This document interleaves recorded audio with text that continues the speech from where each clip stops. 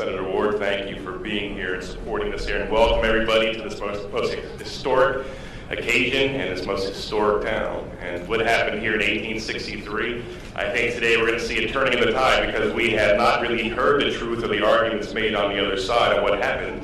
And we're dealing with a government and leadership in Harrisburg that wants to close their ears to what's happened during this election, and sadly many in the media that are complicit and want to write off what happened. So for me, on this battlefield and remembering what happened 157 years ago, especially 157 years ago last week, where Abraham Lincoln gave his most famous address, and I think his final sentence captures why we're here today. He said that this nation, under God, shall have a new birth of freedom, and that government of the people, by the people, for the people, shall not perish from the earth. And everything is at stake in what happened during this election cycle. Everything. The Republic is at stake. This is no game for us. And for any veteran in this room here who wore the uniforms, such as Brigadier General Scott Perry, thank you for being here, sir. Put their lives on the line here fighting for a country, and to see that there's a group in this state and country willing to throw away our valuable and precious freedoms here for power. You know, for me,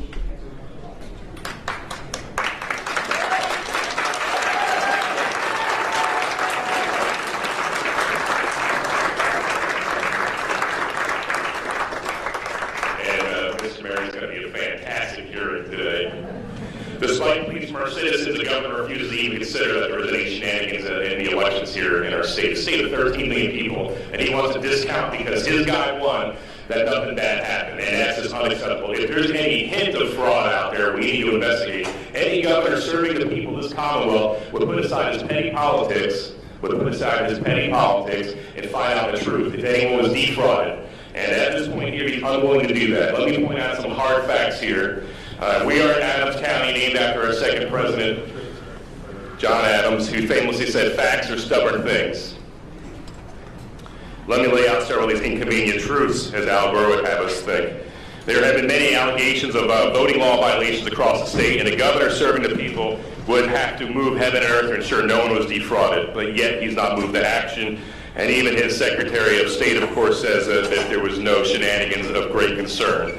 And I'll remind everyone that I was a no vote on the confirmation of Kathleen Bookvar 4 times that I interacted with her. I asked her why are elections in Afghanistan more secure than in Pennsylvania? And she sat there and blinked and couldn't give me a straight answer. That elections are more safe and secure in a war-torn country devastated by conflict since 1979. What is going on here? The place where this all started in 1776, and we can't get an election right? You got to be kidding me here.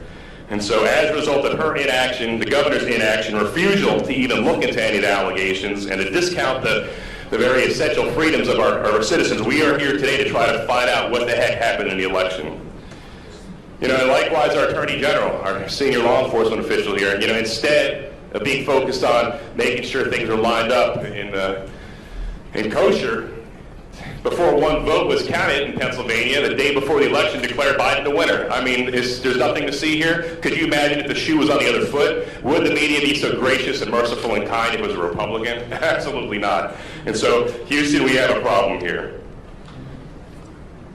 You know, one of the most troubling things in this whole endeavor here, and it's not just because of the COVID, it's just a lack of transparency and accountability. So we're here to start shedding light on the darkness.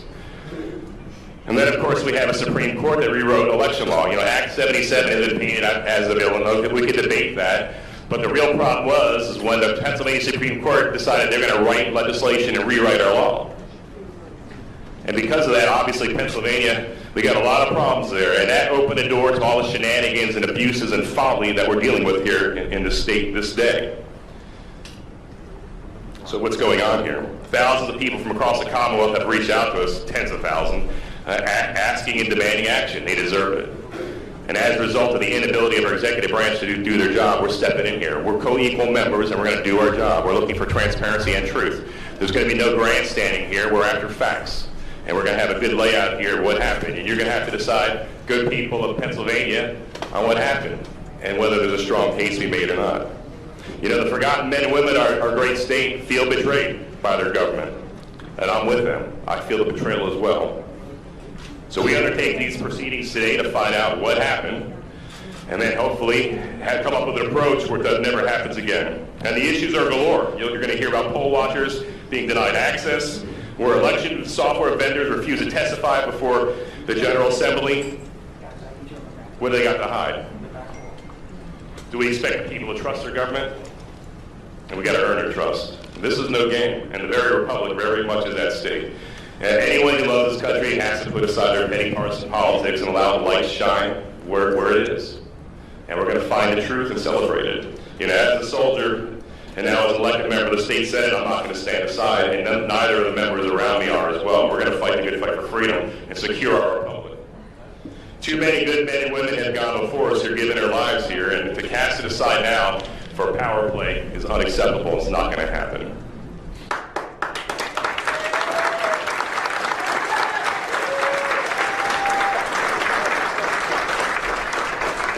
We do our great men and women in uniform and those who lay down their lives and gave the last full measure of devotion a great disservice if we stand aside and allow bureaucrats and corrupt politicians to steal their voice and maybe even steal an election. We'll find out.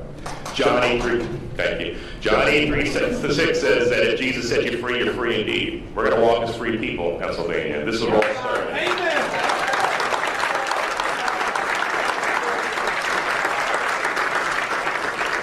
We choose this day to walk as free men and women in honor of the sacrifice not only of Jesus on Calvary, but also in honor of the sacrifice of brave men and women in uniform who fought for and secured our freedoms.